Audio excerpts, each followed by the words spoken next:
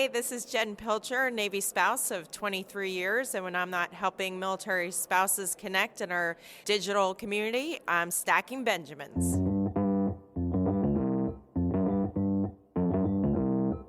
Live from Joe's mom's basement, it's the Stacking Benjamin Show.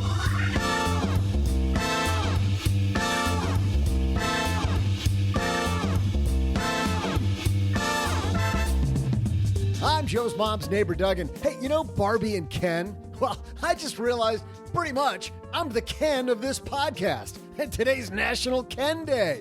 Of course, I have perfect hair that never goes out of place, and my muscles are plastic perfect, so perfectly sculpted anyway, but financial experts aren't perfect. We'll dive into 4 topics finance experts always disagree on today with the woman from the amazing Afford Anything podcast, Paula Pant. And from the What's Up Next podcast, Doc G. And finally, from this super fantastic podcast, it's OG. Plus, during our Friday FinTech segment, we'll find out how to get to the peak with your goals. Not reaching your goals quickly? Today, we'll talk to one company taking on that challenge. From Peak Money, say hello to Jonathan Yagel and Michael Brooks. As always, we'll magnify someone's money, but most importantly, save time for my famous trivia. And now, that guy that wishes he had hair like Ken, or, just hair, Joe Saul-Sehy.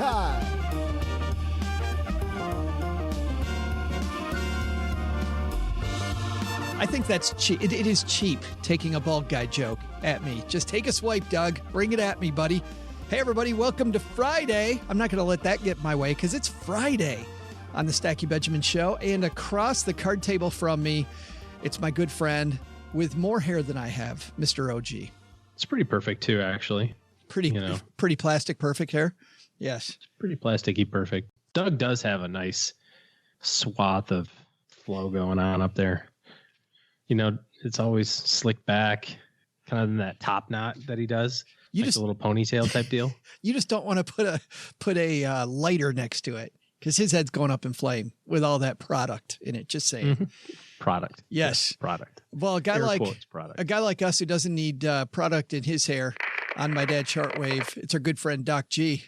I was about to say, Doug, that cuts to the core when you're talking about the hair, because I have the same problem there. But I was interested to know that he has a man bun. I've always wanted one of those. Yes. No, it's glorious. It gets longer and longer. It's turning into a ponytail. It is. It is scary work that Doug does there. I just don't want to know where that thing's going. But good news, a woman who has more hair than all three of us put together, live on the shortwave from outside of Las Vegas. It's our friend Paula. From inside of Las Vegas. I'm from downtown Las Vegas. Downtown Vegas. Vegas. By the hot dog vendor. I always forget. 2 hot dog vendors. There are 2 hot dog vendors within a 1-block radius. And there's a hair salon right by my building where I get all of that long, luscious hair colored and treated and conditioned and deep conditioned and shallowly conditioned. It's great. Do you call it that without prompting? Like, do you say, could you please cut my long, luscious hair, please? Yes, I do. In fact, that's how I constantly refer to it.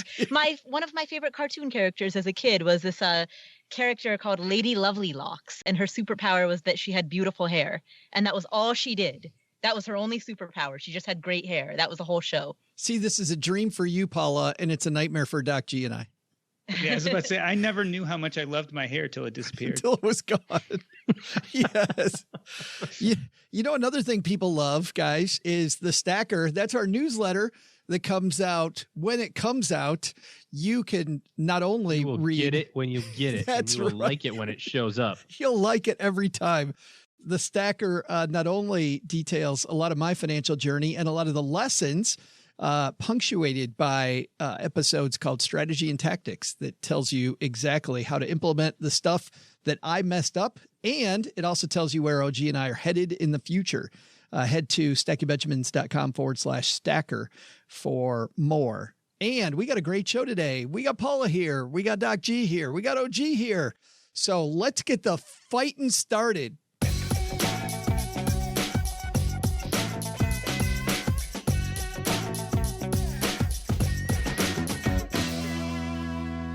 All right, what are we going to fight about today? Oh, this is going to be, I can't wait to see where we come down on these. This is from The Financial Diet. It's written by Shauna Thiel, and it's 4 topics finance experts always disagree on and what that means for you. Let's see if we can get some disagreement out of this group. That's what I'm looking for. It's my middle name, so I got you. I got you, bro. Is that disagreement or disagreeable? Yes. I disagree that we should have disagreement on the show. There it is. This is terribly off to a bad start. When we can't decide on the level of disagreement, we're off to a great start. Shauna writes, generally speaking, personal finance experts tend to agree on several key rules of thumb. You should start saving for retirement as early as you can. You should make every effort to avoid any high interest debt. And if you find yourself with extra funds, you should focus on consistently investing in vehicles like low-cost index funds. So they go through the 4 things that they disagree on. Number 1, paying off debt versus holding a larger emergency fund. Shauna writes, if you listen to Dave Ramsey's of the world, all debt's toxic, even mortgage and student loan debts with low interest. And you should prioritize this by putting all your funds toward debt repayment, except a small $1,000 emergency fund. On the other hand, there are some experts, such as Tasha Cochran from One Big Happy Life, who focus on starting with a larger emergency fund and insurance instead of paying off all their debt. Their rationale is that in the event of a job loss or medical emergency, you can live off an emergency fund or insurance, but if you put all your funds toward debt repayment, you might not be able to find a willing lender and be left in a dire position. Where do you come down on this one, OG? We'll start with you. We never start with you, so we're going to start with you. Where do you come down on that? Pay off your debt or bigger emergency fund? Absolutely. Correct. Are you saying come down right in the middle? You're saying you disagree with the premise? I was going to say, we have to recognize first that where this is coming from, you use the Dave Ramsey thing as an example.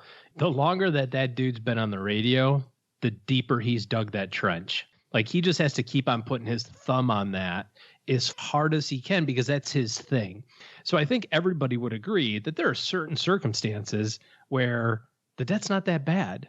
And we have clients that have student loan debt from going to medical school. That's at like 1.6%, 1.7%. I think everybody gets behind the idea that I can invest money, or I can even have it sit in my freaking savings account for the same rate, and that interest rate arbitrage thing sort of pays off at that level. But not from Dave Ramsey. He can never have, the opportunity to show any sort of compassion. It just has to be like my way or you are going somewhere else. HE double hockey sticks. So where I come down on this is almost always it makes sense to pay off your debt, but I can see reasons not to, as it relates to kind of a personal or unique situation. Oh, Paula, those are fighting words. I know you want to fight with OG on that one. Fighting words. I would say if your debt is double digit, if you've got a double digit interest rate, then pay off that debt. Save a small emergency fund and then pay off that debt. Double digit interest rate, not debt with over $10. That is correct. That is correct. Double digit meaning the interest rate, not meaning the balance of the loan. It's clarification. But I think, Paula, what you're talking about there is like consumer debt and that sort of thing. And I think everybody says, if you got 28% Discover card bills, yeah, you should pay that off. I'm just curious, where do you come down on, I've got a 5.5% student loan or a 4.75% HELOC. Should I aggressively pay that off, or do I just say, it's at 4% or it's at 5%? That's not the end of the world. Yeah, and 4 or 5%, you can interest rate arbitrage that if you assume that your investments over the long term will get you around 8%, 9%. As your interest rate starts climbing closer and closer to the number 8, that interest rate arbitrage spread gets smaller. And at a certain point, if we're comparing, say, a 6.5% loan to a potential 8% interest rate arbitrage, that spread is so small that it may not be worth the added risk. But wait a minute. Okay. We got Doc, we got way too much agreement going on between these two yahoos. You got to come down differently for me. You're wrong. You're all wrong. That's it. I hate to be the one to say it, and maybe every conversation requires us to say that personal finance is my own finance is personal, right? So it depends. Like me as a physician, I have a very stable income. So I don't worry about it as much. I don't really need as much of an emergency fund. I know that I can work and I'll be in a stable position and I can get a job. And so it's not something I worry about much. Yet, if I was worried about the possibility of losing my job, if I was worried about huge medical costs that I knew were on their way, if I was in an unstable position, then I probably, would want more of an emergency fund. Where I stand right now, it's just not as important. My problem, OG, was the same one that I'm sure that you saw with people when you would meet with them. I'd sometimes meet people in their 50s and 60s, and they've been paying off debt over and over and over because they never got an emergency fund in place. So they would pay off the debt and then have a big expense and get right back into debt. Then they pay it off again and again and again. If you don't get that bigger emergency fund in place, you're not going anywhere. Well, I don't know if that's an emergency fund issue or if that's a behavior issue of like, hey, I've got 20 grand available on my Bank of America card. Finally, I can get the couch and TV and living room set that I wanted. Great news. It's only going to be 0% for the next 15 months or whatever it is. That's probably more of the issue than I keep on having these series of unfortunate events where the last minute as I'm about to pay off my final debt, then the water heater blows and I'm about to pay off my last debt and now my car needs a new repair and that sort of thing. I mean, that happens on occasion, and that's the risk between putting all of your eggs on the basket of paying off your debt versus, having a little bit larger of a cushion. So if you're seeing that kind of roller coaster, if that's you in your life where you're like, I'm debt free and now I'm back into it. Now I'm debt free again. Now I'm back into it. That has less to do with your desire to have a cash reserve and way more around your just inability to handle your personal cash flow. Unless you're in a business that has that fluctuation, as an entrepreneur or something like that, you may have some great periods of time in your life where you just have all of this free cash flow. And then there's other periods of time where you're investing in your business or, business isn't going as well. And so, there's other reasons for that. But I think behavior kind of is the number one issue there. Our second piece that experts disagree on, according to Shauna here, is budgeting by category versus simply automated savings. Listen to how much these are fighting words. This is like a street fight here. Some experts, such as Tasha Cochran, are adamant about budgeting by category, making a budget for food, clothes, personal care, travel, and more. Others, such as Paula Pant, who the heck is that? Never heard of her. Simply set a savings rate, automate their savings amount, and then allow themselves to spend the balance. And then it goes through what this means for you. If you're struggling to save enough, maybe you want to get a sense of your budget using like a Mint or a YNAB. But man, come on, Doc, disagree with Paula. That's horrible. I hate to tell you, but I'm 100% in agreement with her. I mean, I'm not a big budgeting fan. I think what you do is you take, when we were young, we took one of our incomes, whether it was my wife or my own, and we just put it away. And that was untouchable. By trial and error, we tended to figure out what to do with the other half. And so I've never been a big fan of itemized budgets. I just think it's too much spreadsheeting for me, Joe. I can't do it. Oh, gee. I know you're a huge budgeter. You sit at the spreadsheet like all day long. See, I know this isn't going to go well because I've been co-hosting for 8 years with you. When Doc says he doesn't budget, I'm like, oh, crap. Yep, we're out. Yep. This is a no-go for everybody. Well, here's where I'll disagree. I don't even put any money in savings. So that way I can spend everything and I don't have to worry at all about the future because, because YOLO. Screw it. I'll save YOLO, baby. I'll save tomorrow. There's going to be some option thing that I can get on Reddit that's going to catapult me into the stratosphere someday. But no, you know what? I'm on this side too. We've done it. And I have years of Mint paperwork of here's where you spent, at McDonald's and going out to eat and groceries and all that sort of stuff. I'd say where we come down on this is we kind of think about it at our household level on a weekly basis. I'm less interested in keeping track of, hey, how much did you spend on food this week? How much did you spend on going out to eat? How much did you spend on charitable donations? I don't care about any of that stuff. We put everything on one credit card just about. All I care about is the dollar amount. And so we just know, okay, we need to be right around this on a weekly basis. And if that number starts creeping up a little too high, that means next week we kind of got to let off the gas a little bit. If we're a little under it, maybe, this weekend we go out to the Sizzler or something, it just kind of depends on how we're doing on cash flow. But I've done the budgeting thing. I've done the sit down. I'll tell you what we do, though, mainly is a spending plan. So as opposed to the budget, I'm going to sit down with my calendar at the beginning of the month and say, here's where these cash flow items are. We've got, charitable giving, and here's where this bill's due and the mortgage and that sort of stuff. And I'm a big believer in the fact that you can trick yourself into knowing this in advance.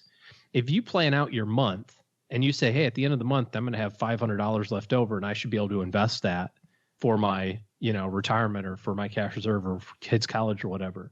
Your brain doesn't know that was pretend. Your brain already experienced it. That's like deja vu. So you will sort of fall into that pattern. So by the end of the month, you will have the $500 left over. I hate the fact, Paula, these two yahoos won't look you in the eye and fight with you. I will. I will.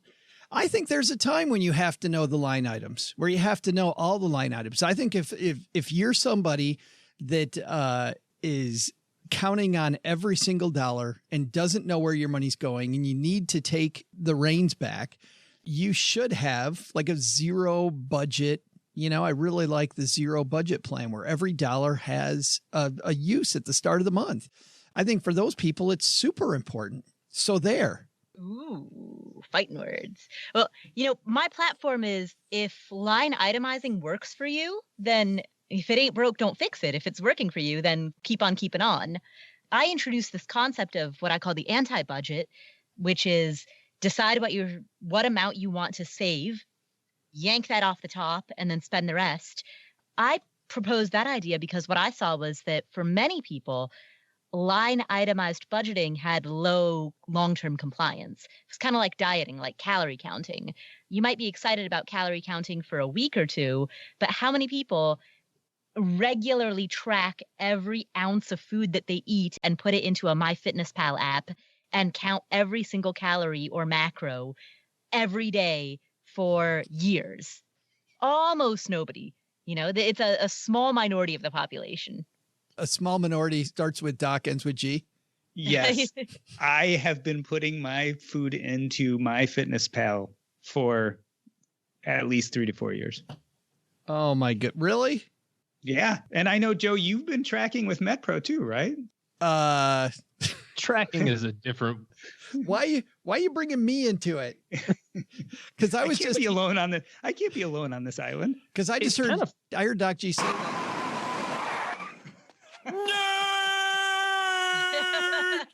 It's the first thought I had. Yeah, I was gonna say I kind of approach the food thing the same way. Like I have an idea of where I want to be by the end of every day in terms of total calories. And I kind of keep big picture, like, okay, well, breakfast was about 400 calories and lunch was about 400 calories. That gives me about 1,000 to eat for dinner. But I don't sit down there and be like, well, I actually had 1.3 cups of cereal this morning. Therefore, you know what I mean? It's like, Honey Nut Cheerios are Honey Nut Cheerios. It doesn't matter how many you have. I do that. I put down like 1.35. You like weigh it in grams? I do. In grams? If I could, I would. Grams of Cheerios you have? I have to weigh all my food now. It gets kind of complicated when you're at the bar and you're trying to weigh out that extra, pint of alcohol, but it works. The only thing that Doug measures in grams is stuff that we can't talk about. No. Talking about Honey Nut Cheerios? Are you talking about the Cocoa Puffs? Is that what you're talking about? Smashed up Smarties. Right. Oh boy, that took a right turn in a hurry. All right, number 3 on this list, cutting expenses versus growing income. For years, personal finance was all about cutting expenses with advisors such as the author of The Latte Factor. By the way, Tasha Cochran can get 2 mentions in the first 2 paragraphs. We can't say the words David Bach. Can't say David Bach, yeah. Diminishing any expenses that seem indulgent. However, experts such as Farnoosh Torabi began to communicate a different message. Some people don't have a spending problem. They have an income problem. I love Farnoosh, but she might not have been the first one to say that. However, Doc, we'll go to you first, man. Income. Grow your income. I fall on the income side. I do not want to watch what I spend as carefully. And I think you can only cut so far. You can keep on cutting your budget. You can keep on frugalizing, but at some point, you have to stop. Now, income can be infinite. I don't want to pretend that everyone can make tons of money, but usually there are ways you can work a little extra harder or do a little more or learn another skill. And I think it's very reasonable to push up on income. Paula, you know that's crazy. Crazy talk. Now, I am 100% grow your income. You can only cut so far, but your income is unlimited. The potential is unlimited. So grow your income. That's where the opportunity is. Come on, OG. Bring it, man. This is BS. It's all about expenses. It goes against everything I just said the previous 2 statements. So listen, I'm on the income side primarily, but on the expense side, we definitely don't give that enough credit because it's a cop-out. You can make it a total cop-out to be like, oh, I just, it's like too hard to keep track of, or I'll just go make more money and then I don't have to. And while David Bach's premise of like your latte is killing your retirement, I vehemently disagree with. I do think that there's a whole bunch of little things that if you're aware of, back to your budgeting conversation that you had before, Joe, if you have an idea and can track every dollar, even if you do it for a short period of time, it's pretty eye-opening how many $10 and $20 and $30 expenses you have that are pretty inconsequential that turn into $300-400 a month.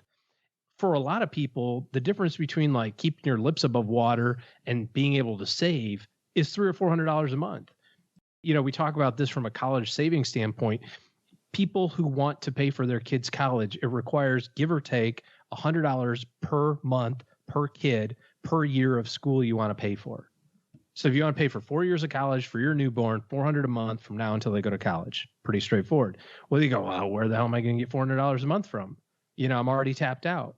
If you did the budget, if you sat down and said, I'm going to keep track of every single solitary dollar, I guarantee for most people, there's that money in the budget. It might be from things that you don't want to cut, but that's a whole different discussion. But those $20 and $30 expenses on a daily, weekly basis add up to a whole bunch of money. So you can cut your way to financial independence. It's just not as fun. I will say that the one argument that pushes me towards saving as opposed to income is just this idea that if you save $10, that's $10 in your pocket. But if you make $10, it's, between $7 and $8 in your pocket or even less. So that's the one benefit of saving versus making the money is you don't have to pay the taxes the same way. Isn't this really, though, neither? I mean, really, isn't it neither or both? Come on now. What are you just trying to pick a fight? Like I totally went down the side. I didn't even want to do that. I was going to say income. And now I tried to make good radio, and now you're going to just rain on everybody's parade no matter what. But it is. It's the gulf between the two. I see people on one side or the other, this one, and that's what drives me crazy. I'm like, no, it's not either or. It's the gulf between the two because, we all know people that make money hand over fist and can't save a dime. So it's not about, you can more money, more money. Sometimes we know those people intimately. Looking at you, Doug. Paula, you were going to say? Oh, was I going to say something? I thought I heard you go like you were getting ready to say something brilliant. Save the podcast. Uh-oh. No? No. High hopes. But it is the gulf between the two, don't you think? I've always referred to this as minding the gap. It's that gap. The gap between savings and spending. But again, just to give one final argument for the earn more side, the only way to grow that gap is by either spending less or earning more, or a combination of both.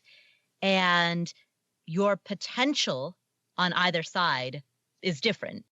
The spending less potential, there's only a limited bandwidth that you've got there. I totally agree that it's easier on the income. I agree with what all you guys are saying there. Just don't want people to think that that's the whole argument. So I'll tell you something. the first three of these, maybe it's being in finance for a long time, I just kind of went, yeah, okay, all right. I definitely come down on one side on this last one. Like I even read it and I got all a little angry. And it is rules of thumb versus more nuance. Financial news, Shauna writes, is not unlike any other news. Bold headlines tend to get the attention. Quick rules of thumb can help writers make bold headlines and write a punchy story. You may have heard some of these rules of thumb. You should have 1 times your income saved for retirement by the time you're 30. Save 10 to 15% of your income for retirement. Spend no more than 30% of your income on housing. 4% rule, right? Rules of thumb versus more nuance. OG? I think 1,000%. Paula? Nuance. Except the 4% rule, because that's inviolate, but everything else. But in defense of rules of thumb, I will say that is a great starting point for people. Like I talk to so many people who say, oh, I know nothing about finance. The whole thing seems overwhelming. And if you can introduce people to this world through broad rules of thumb, and then if they want to get nerdy about it, they can dive into the nuance. But if they don't want to get nerdy about it, they can just coast on those rules of thumb. I think that's perfectly fine. I think part of the problem with the whole rule of thumb thing is that it can get so overwhelming. Like you said, Paula, with people who are just getting started. If you're somebody who's got up to your eyeballs in consumer debt, and you hear people talk about having 6 months worth of your expenses sitting in a bank account, that seems like not only is it not possible for you, it can't possibly be possible for anyone else.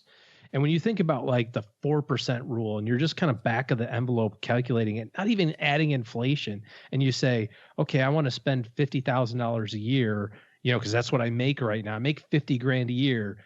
And the internet is telling me, or this quick calculation on BuzzFeed is telling me that I need to have freaking $1.2 million. Like there is no freaking way that that's possible. And I think what's detrimental about that is that you start losing time. Then you start going like, you just throw your hands up and go, well, not possible. And then it takes a conversation about it being a little bit more nuanced to go, no, man, it's only $200 a month, or it's only, you got to start with 5% in your 401k, and then they're going to give you 5% on top of it. And that's how you're going to get there or whatever. And that's going to be personal to that person. So I think my biggest problem with the whole rule of thumb thing, notwithstanding the fact that it's generally wrong, is that it just sends the wrong message. I think it's just too overwhelming for most people. I just think that when it comes to the real actual planning, it's so much easier than people think it is. Like we get overwhelmed and we're like, oh my goodness. And then you look at how much time the really good planners actually spend planning. It doesn't take as long as you think. And it's not as hard as you think. And you start walking down that road and it's so much more satisfying when you know that it applies directly to you. And by the way, it is not impossible. OG, you already know that. All right. First academic alert. Wiggum, Ralph. No, Ralph. This means you're failing English. Me fail English? That's impossible. There it is. It's impossible. Impossible. Not impossible. It's impossible, not impossible. And Ralph Wiggum knows that. Big takeaway from these, Paula? I was just thinking of a Homer Simpson quote, which is English. Why do I have to learn English? I'm never going to England. That's a great point. But is that your takeaway? I suppose I'll come up with a better takeaway. That takeaway is that one point that we discussed in which that brilliant host of the Afford Anything podcast recommended not line itemizing your budget, but rather deciding your savings rate, yanking that off the top and spending the rest. I really advocate for that. And I think that was the best part of this article. You're going to write a letter to Shauna thanking her, aren't you? Absolutely. For writing this piece. Doc, you can come up with a better one than that. It's all about the shades of gray. Obviously, depending on who you are and your own situation, you may answer either side of all four of those arguments. And it depends who you are, what your situation is, what your personality is, and what your financial state is. And I think it's different for each person. So as opposed to looking for the one right answer, you need to look for what answers fit your life best. Oh, come on, OG. Fight with those. Fight with that. I don't know that I can do any better than that, but I do appreciate the fact that Paula was able to use herself as her favorite part of today's article. So.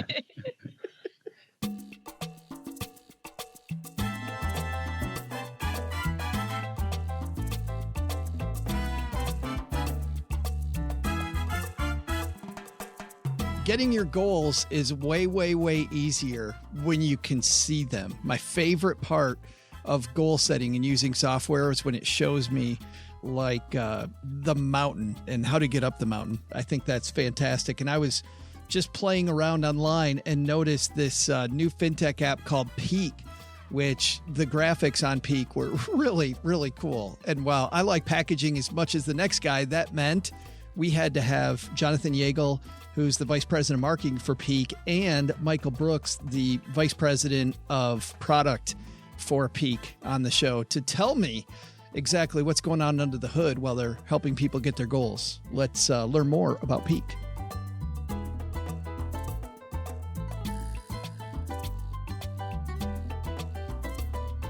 Walking down the stairs to the basement, look at these two handsome gentlemen, Jonathan and Michael, two of the brains behind Peak, join us. How are you guys?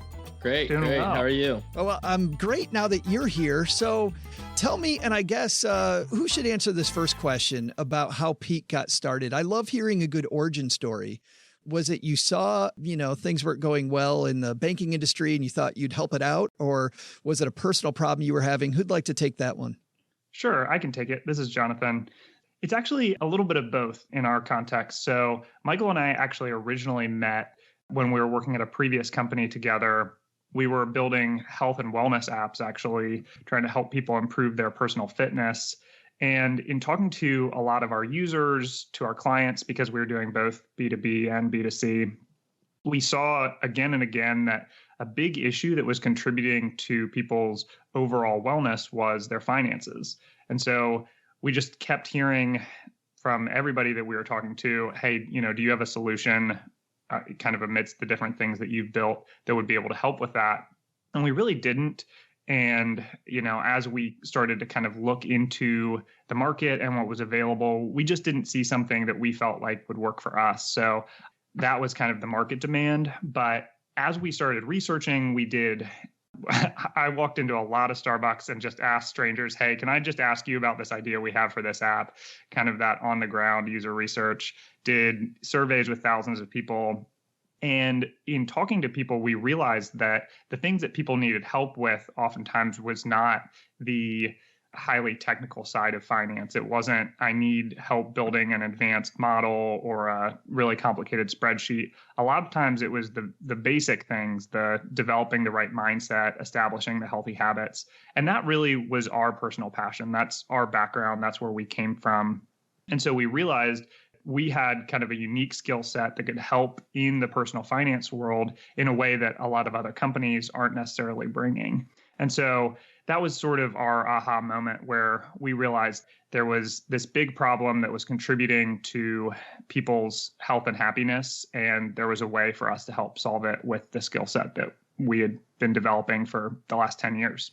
One of my favorite things about the way that Peak is built is there's this cool looking visualization about the goals, right? We always talk about kind of climbing the mountain. Michael, apparently you drew the short straw being the being the chief product guy, or were you the guy that thought, hey, we need this to be a visual so people can see where they're going? Tell me about how the visualization piece of Peak came around, because I find that to be really fascinating. Yeah, absolutely. As Jonathan said, when we first set out to kind of explore the fintech world, we reviewed probably every app that was in the App Store labeled under finance. We looked at the sign-up process, the onboarding process. We looked at how users interacted with the apps, and then we actually downloaded them and played around with them. We connected our bank accounts, we paid for different apps, and we just got a chance to see what the landscape was like. And one of the things that came out of our own exploration process was that people wanted to be attached to their money, maybe in a different way than they are used to. And so we looked at things like different visualizations on actual mountains. We looked at all different ways of kind of showing what a peak could be. And so maybe on another day, I can show you all the different drawings that we actually did to get to where we are. But then the beautiful thing about the peaks is that it just started with a really simple 2D illustration. And our engineering team took that and built a generator to uniquely generate a peak for every savings goal that you create.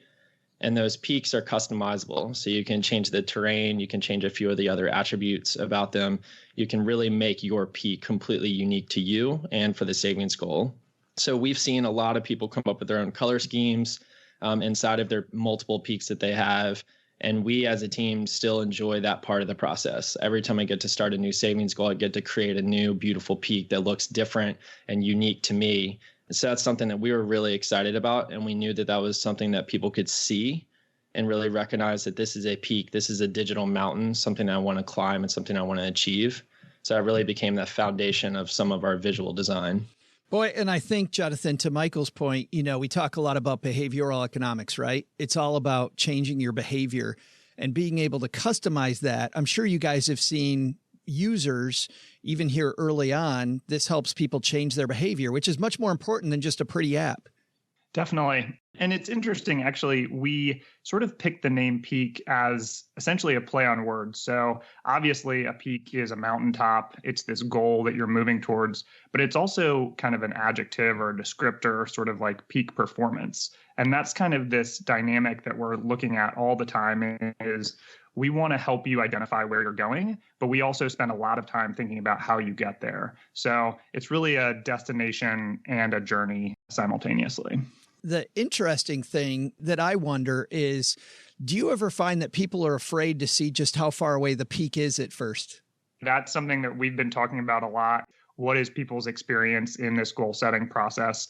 I actually have been surprised. I will say that I was wrong early on. I really thought that the accomplishment of the goal would be the big anchoring point and that people would feel, and I'm sure that they do feel progressively more excited and happier as they get closer. But we've been surprised to see that a lot of people are really enjoying the process. So one, setting up the goal. A lot of people have those goals in the back of their mind, but just to have it in a more concrete format where they can see it all in one place is really powerful. And then I think it is just kind of the day-to-day coming back to the app and seeing that you're making gradual progress, I think is really encouraging for people.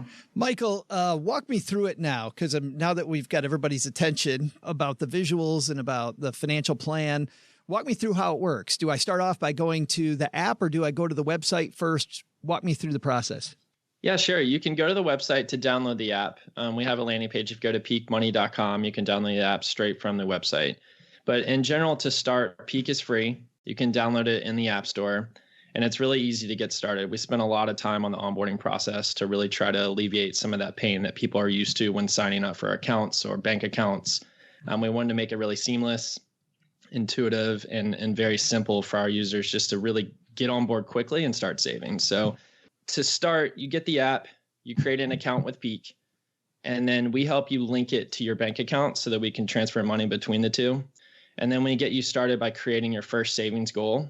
And then that goes back to the visualizations. So when you start your first savings goal, we ask you just a few simple questions. How much money do you need? And when do you need it by? And then for each savings goal, you get to create a 3D digital mountain. And that's what we got the chance to talk about earlier. And you can customize those and really make them unique to you. And once you set that peak up, we also give you a few opportunities to automate that. And so one of the things we do is allow you to schedule a save or an automatic save for a later date, or you can do it bi-weekly, monthly. And then you also can turn on roundups. And so roundups are a cool feature that you can connect another card to Peak, and every time you spend, those roundups can go into your Peak. So we've seen a lot of users set up these automatic saving goals where money is coming out bi-weekly or coming out every time they get a paycheck. But also when they come back, their roundups are accruing, and so they're hitting their Peak goals a little faster. I love the idea of roundups. It's funny for anybody, no matter what you're doing. If you can round up, it makes it so much easier to meet your goals. And I meet people all the time that aren't doing that, don't have that turned on. And it's simple. It takes only a little tiny haircut usually out of your budget. You don't miss the money. And next thing you know, on the top of your page, Michael, you guys have a beach trip. You need $850. It makes that $850 go much quicker.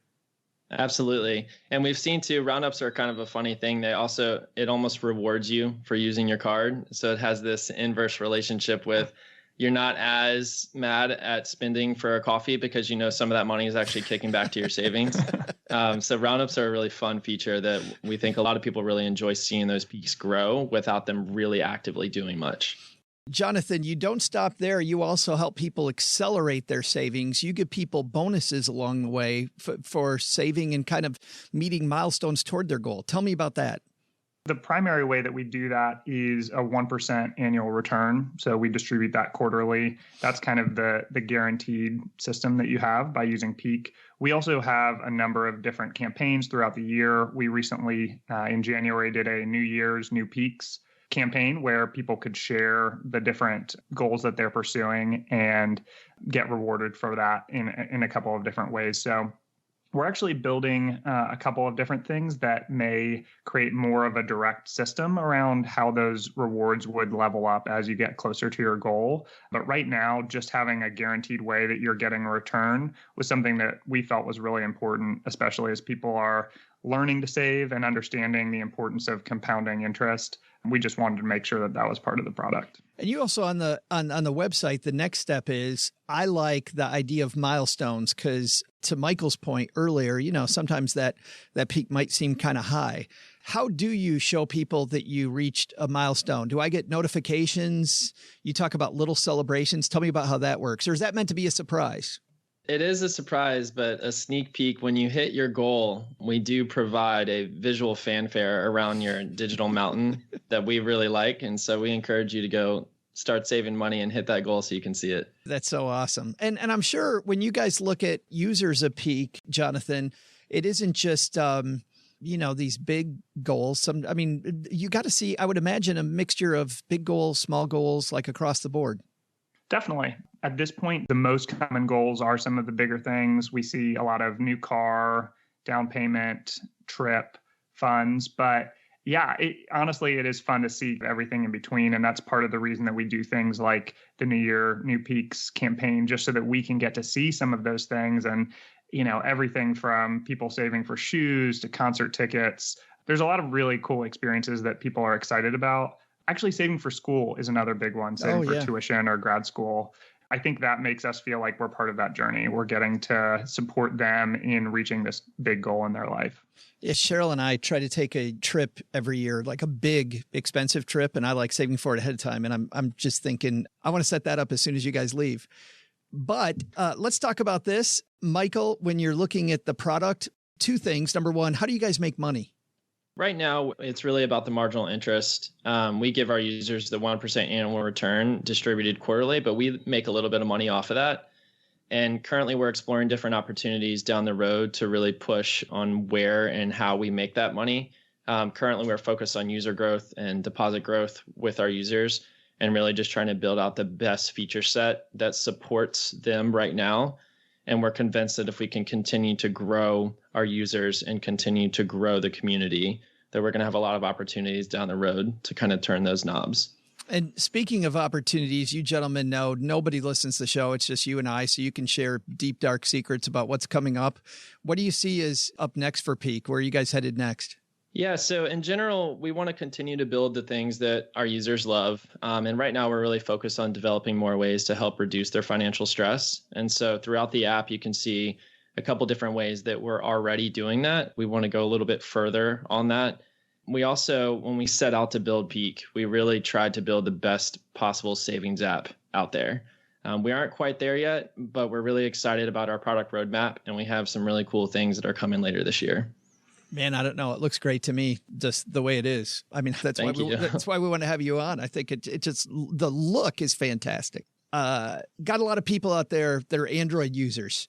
Tell me about the roadmap to including them. Yeah, definitely. We've been asked this question a lot. And in the beginning, we really just wanted to focus on iOS. That allowed us to move fast. We could build and iterate quickly without having to support multiple platforms. But going forward, we definitely have some ideas of really expanding where Peak is and how you access Peak. And so I would tell all those Android users just to stay tuned. All right, deal. I like how specific you are about that, Michael. Nice job. I'm under strict rules by my engineering team to not speak about that kind of stuff yet. Well, Jonathan, Mom told me that you guys had a great offer just for our listeners, which thank you so much for doing that. That was when you reached out and said, hey, we could do something special. Tell us what you have for stackers. Yeah, absolutely. So we're a big fan of you and wanted to support other people in the audience. And so we'll actually be able to offer a $20 savings match for the Stacker audience. So if you are a subscriber to the Stacker newsletter, all you need to do is email us at hello@peakmoney.com once you've created your Peak account and use the subject line Money Party. We will match your first $20 of savings. So you can put that towards anything. You can take a trip and come visit Joe in the basement. That's right. You can come to game night. You got to come to board game night in the basement. Well, thank you so much for that. And it's exciting because when people sign up for the Stacker, you also get kind of my journey and you get a piece of like me trying to be at peak as well. So peak efficiency. Michael, Jonathan, thanks for hanging out with us for a few minutes to talk about Peak. By the way, guys, we'll have links to everything that Jonathan and Michael talked about in our show notes page at stackybenjamins.com. So if you forget Peak Money, we got you covered. Thanks a lot, guys. Thank you, Joe. Thanks, Joe. Hey there, Stackers. I'm Joe's mom's neighbor, Doug. And are you ready for my famous Ken Day themed trivia? Here's the question. While guys everywhere know who Ken is, he had an even more famous friend named Barbie. How much did the first Barbie cost?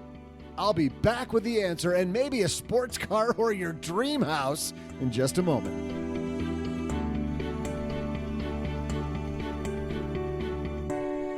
He's going to have some fun with those, I'm sure. Those can keep a guy like Doug entertained for minutes. The score of this shindig is Len, who Doc is playing for today, has 3. OG pulled even with 3.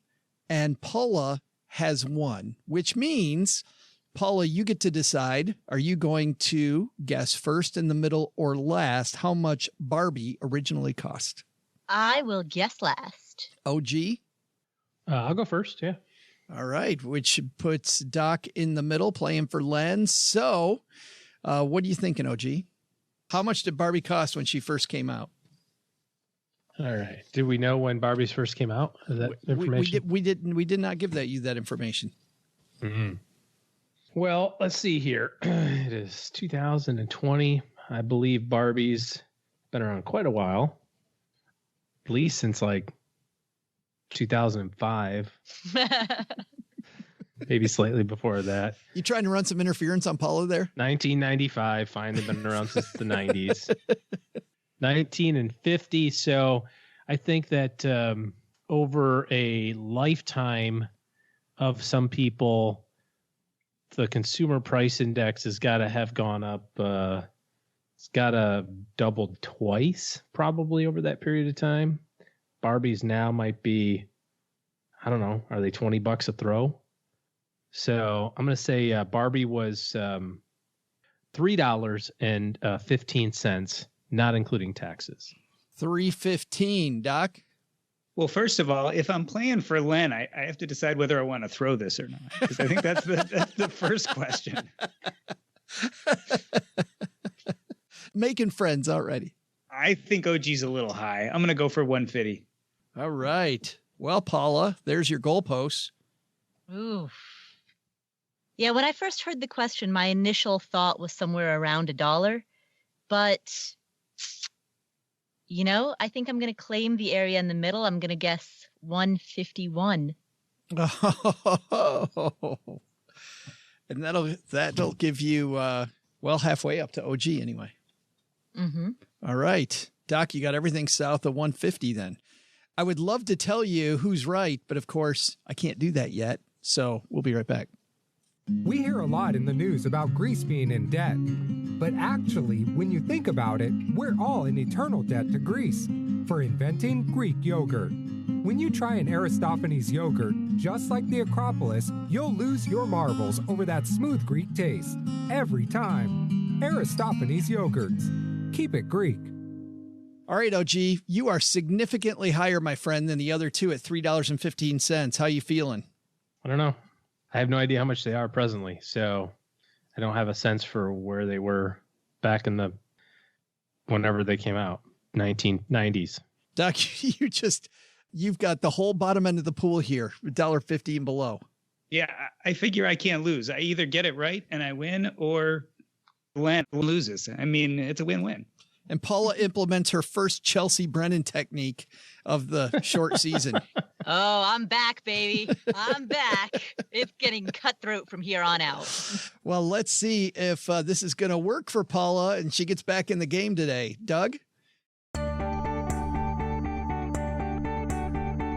Welcome back, Stackers. I'm Joe's mom's neighbor, Doug. And okay. I'll put down the handheld mirror to admire my wonderful hair like Ken did in all of those commercials. Let's see. I got your trivia answer right here. Here we go. Let's recap the trivia question, shall we? How much did the first Barbie cost? Well, she looks great for her age, as does Ken. But Barbie is 61 years old. So Barbie first sold at a time when gas prices were around 51 cents a gallon. So if you said that Barbie cost a whopping $3, you'd be right. Now, time for me to get back to focusing on my Ken-like abs of solid concrete. See ya.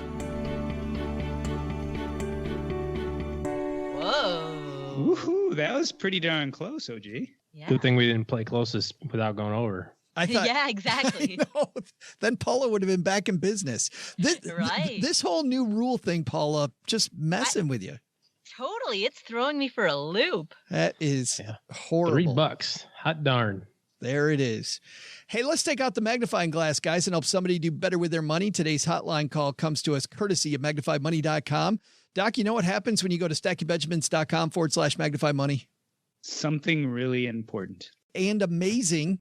You find out that those brick and mortar bake products you use, not that good, because over 92% of the products available online all ranked at Magnify Money, and you can choose from a much better list. In fact, it's so sad. Do you see the thing about Bank of America?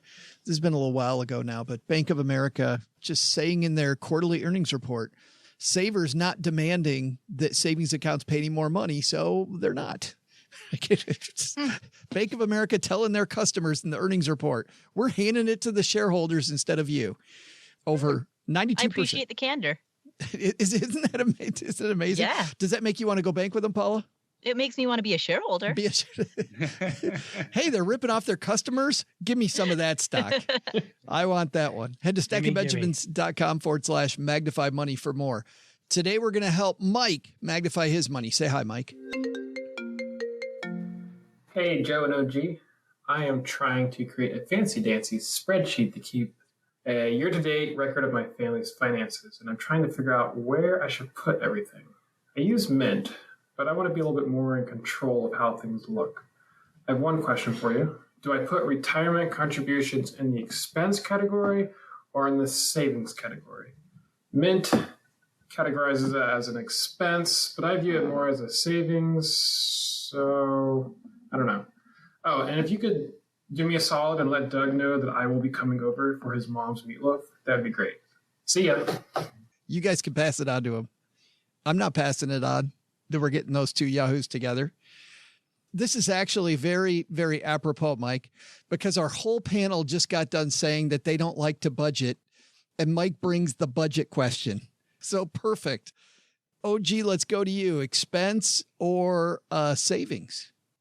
I'm actually tearing up because I'm trying not to laugh at how utterly ridiculous this question is. Why? What the kind of question is this? Where do I put my retirements under what spreadsheet heading? What the hell is wrong with people? Like, this is a stay up at night question of some kind? I was looking at my spreadsheet and I don't know where to put this. What color do you think I should use, guys? What font? I was thinking about Cambria, but that's kind of the go-to that Microsoft uses these days. But Helvetia is kind of a little bit more my style. Oh my God. You know Mike's an engineer. You know Mike's an engineer. Oh, I chalk it up to dude who's like, all right, straight up, I need a new t-shirt. I don't want to really divulge anything personal at this moment. So, Paula, you want to take it? Oh, I don't know how I can follow up I that. I can take I feel it like for the team any if you words need out to. of my mouth would be boring from this point forward. Doc, you want it? Yes. So I guess you consider it an expense when you're looking at budgeting, and you consider it savings when you're looking at your net worth. So if you're figuring out your budget for the month, yes, you should look at it as an expense because that money will not be available for other parts of your budget. But when it comes to your general financial situation, that's part of your net worth. It's savings. That's why Mint characterizes it as an expense, because it's leaving your wallet to go into your other wallet. I mean, it makes sense as a budgeting tool, right? So if you're going to look, if budgeting is really what you're using Mint for, then I would consider it an expense. And what's interesting, if you think about the haziness around the definition of savings, it's quite clear that retirement savings are savings. Like, sure, from Mint.com's structure, Mint might classify that heading as an expense insofar as it affects your cash flow. But clearly, retirement savings are a form of savings. We all get that. But let's think about if you're paying a mortgage, right? A PITI mortgage. The principal portion of that PITI payment, most people would refer to that as an expense, and yet that doesn't adversely affect your net worth. It simply transitions from cash into equity. And so arguably, the principal portion of your PITI mortgage is also not an expense, other than the fact that it has an impact on your monthly cash flow. And it gets tied up in equity, which, then performs at 0% unless you borrow against it. So take that, Mint. And so I think that all of this really speaks to like the fuzzy definition of what is savings and what is not. Because all savings is deferred spending. So if you save money for a car and then you buy that car, well, is the purchase of that car an expense, or is the purchase of that car the result of accumulated savings? Assuming you bought it in cash. I think I still like OG's answer best. I think probably. Thanks for that, Mike. We haven't heard a tirade like that out of OG in a long time. So nice job. Good work. That's going to do it for today. By the way, if you want to call in with maybe a little bit more personal question than Mike had, it's stackingbenjamins.com/voicemail for more. All right. Let's talk about what you Yahoos are doing today. OG, besides this show, you're not doing another one. So what's going on this weekend? I'm not doing another one. Yeah, I guess I ought to start that one of these days, huh? Someday. Someday. This weekend is the end of spring break. My wife and middle kid have been out skiing all week, so that's been fun to be hanging out solo with the other two. But I'm headed to Michigan this weekend for some client meetings and maybe a little podcast recording. I'm not sure what we're going to do yet. Could be fun. Could be a good time. It might be. We have a secret podcasting project that we're going to be working on, which is going to be kind of hilarious. Code name Secret Podcasting Project. Yes. Yes. So no one will guess what it is. Not at all. Or that it's secret. Right. I hear things remain secret when you broadcast them to an audience of ones or twos. Yeah. Tens. Tens. Whoa. Tens of people in this audience. Easy. Paula, what's going on at Afford Anything? On the Afford Anything podcast, of course, there's a guy by the name of Joe Saul-Sehy who joins me about once a month. That's scary. To answer questions that come from the community. We also have an interview with Grant Baldwin. He is an entrepreneur who talks about how he quit his job. He did the opposite of what people in the FIRE movement do. When his wife was 4 or 5 months pregnant, he quit his job, with absolutely zero savings and zero plan. So he talks about what compelled him to do that and what happened next. And how soon it took for the divorce to happen. Exactly. Actually, they are living happily ever after, which is very nice. Yes. They are. They're living happily ever after. So he talks about how he got from point A to point today. Yeah, sorry, I should have said spoiler there, Paula. I shouldn't have done the foreshadowing of that ending. Doc, what's going on at the What's Up Next podcast? So I am currently hanging out at the White Coat Investor Conference in Las Vegas and preparing to go give a talk in Pennsylvania next week for a medical conference. On the What's Up Next podcast, we have the why of board games and personal finance. Can you believe they did that without me? Don't know how that happened. You know, our scheduler just did not get you for some reason. I don't know. You must have fallen through the cracks. I think somebody needs to get canned, OG. It's a woeful oversight. Richie's going down. It's always Richie. Does Richie schedule for you too? You weren't supposed to know about that. Joe. Yeah, that's right. All right. We'll link to all those on our show notes page at stackybenjamins.com. Doug, you got it from here, man. What should we have learned today? Yeah, sure thing, Joe. Let me just finish polishing up my Corvette, and I'll tell everybody what they should have learned today. First, while experts don't always agree on financial advice, knowledge is power. Understanding why experts disagree will show you the truth, which, as always, is in the gray area. Second, striving to get some big financial goals, whether you use Peak or a different app, building a visual map to your goals will help you stay on track, meet milestones, and get there faster. But the big lesson? Barbie's dream house doesn't hold a candle to living in a basement. What's a dream house without a hot water heater in the corner? Canned peaches right over there. And I mean, what more could a guy want? I'm in the lap of luxury here. Special thanks to Doc G for coming down to the basement. You can find him wherever you're listening to this podcast under the What's Up Next podcast. Also, thanks to Jonathan Yagel and Michael Brooks for stopping down to the basement to let us know just how easy it can be to reach our financial goals. Want to take advantage of the fantastic Peak matching offer? Head to peakmoney.com. Paula Pant appears courtesy of AffordAnything.com and the Afford Anything podcast. This show is created by Joe Saul-Sehy, produced by Karen Rapine, and engineered by the amazing Steve Stewart. Online, visit us on Twitter at SBenjaminsCast or on our Facebook page. I'm Joe's mom's neighbor, Doug, and there's a 73% chance that I played Chuck on Happy Days. SB Podcasts may receive payment on the show from sponsors and guests in the form of books, giveaway items, discounts, or other remunerations. That's a big word. There's no way you take advice from these dorks, but like Joe's mom always says, don't take advice from people you don't know. This show is for entertainment purposes only, and before making any financial decisions, consult with a real financial advisor.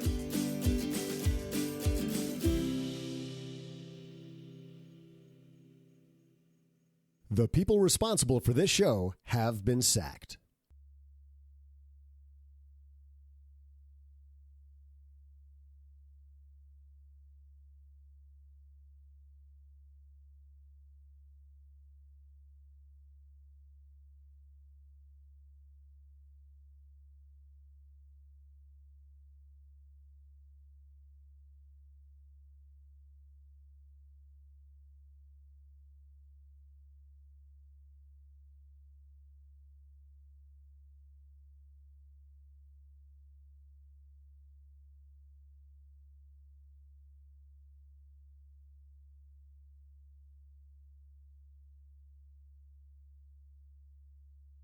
It makes me mad that I couldn't get you guys to fight more. I don't know if you guys know this, but this is supposed to be like a Jerry Springer episode. Got to be throwing stuff. Ooh, Jerry Springer was the mayor of my hometown. He was the mayor of your hometown. Was, Did you live there when he was mayor?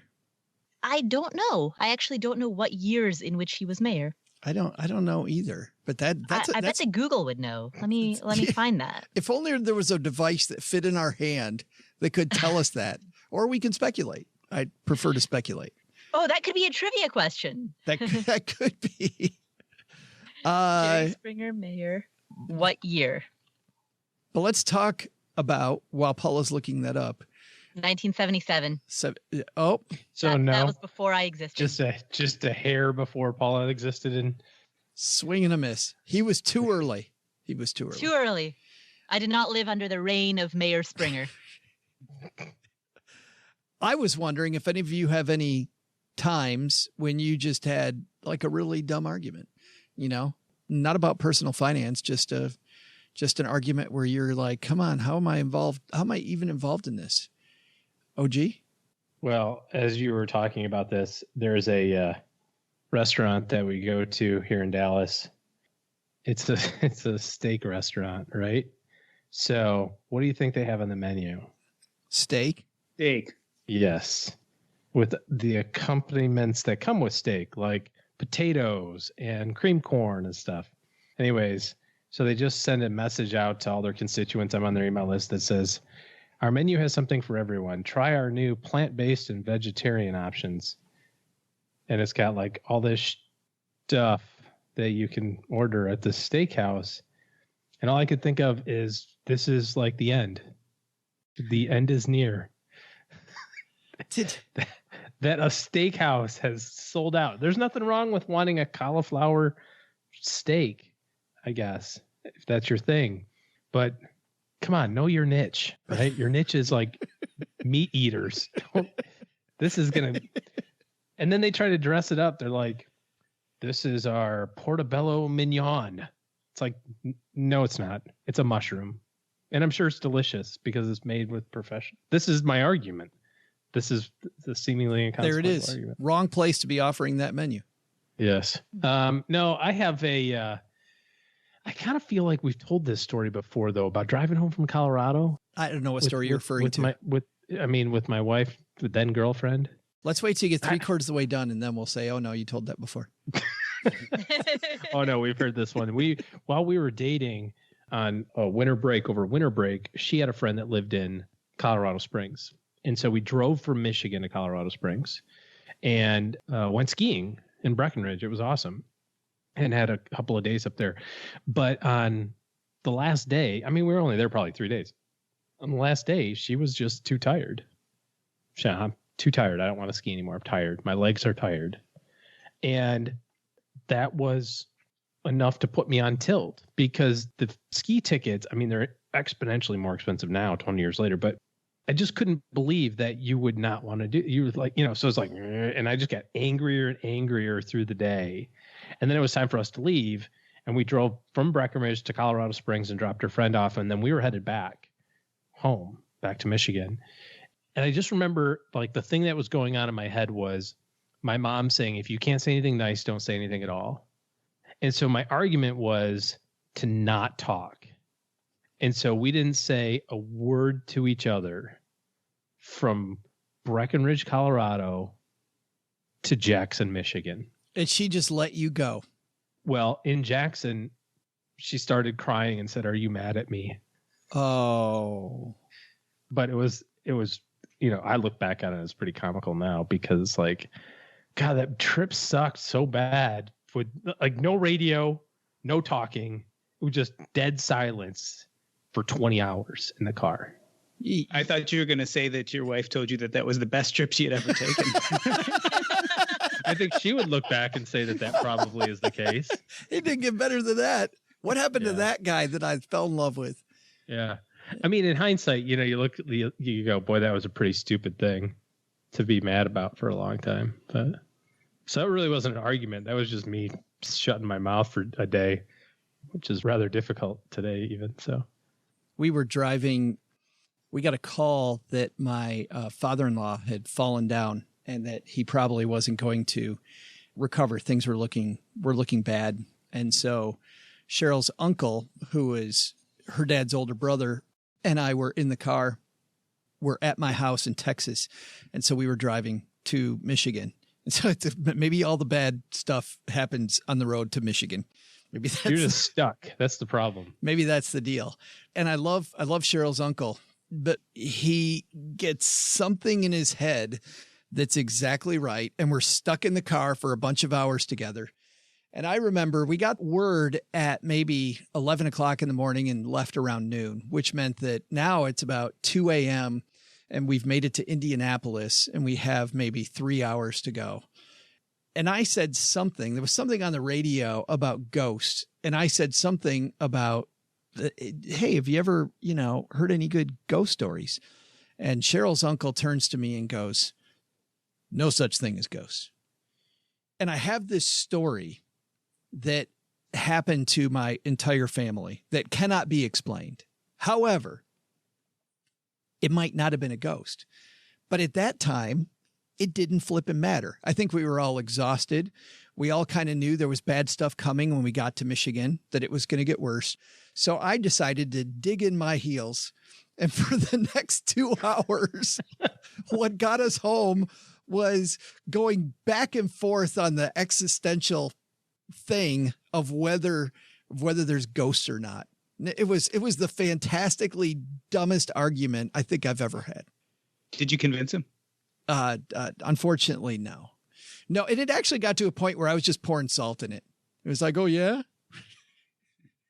It was horrible. I think all that happened, Doc, was I made sure that he was pretty peeved at me by the time we got home because I wasn't going to let it go. And he wasn't going to let it go that I was an idiot and that, no, there's no such thing as ghost. He was looking for one of those OG car rides to Michigan. He was just hoping you would shut up. That's what he was looking for. And I got to tell you, I went from almost falling asleep at Indianapolis to completely awake, though. That was the good thing. Isn't Indianapolis the cutoff on the drive back from Texas to Michigan where that is where you about die? Yes. Because the last time we drove back from Texas up to Michigan, there was a space of time as we drove around Indianapolis where like all of a sudden we were near Fort Wayne or like we were on the road Fort Wayne. And like that moment clicked in my head, like, wow, we just drove like 80 miles and I have no memory of it. Like that did not compute. So I pulled off to the side of the road and that's when my wife's like, this was obviously not that same story, but a different one. But I pulled off to the side of the road and I'm like, yeah, you got to go. And she like, I don't think we made it one more exit and I was passed out. You know what I mean? Like I was so exhausted by that time. Meaning you got to go, Matt, you got to drive, not you got to get out of the car. Yeah. Exactly. I was like, this isn't, you're out. That's it. This isn't another you being... You and the kids. I've got this the rest of my way for the way by myself. Take them all. You're just digging yourself a hole, man, that will not end. Yeah.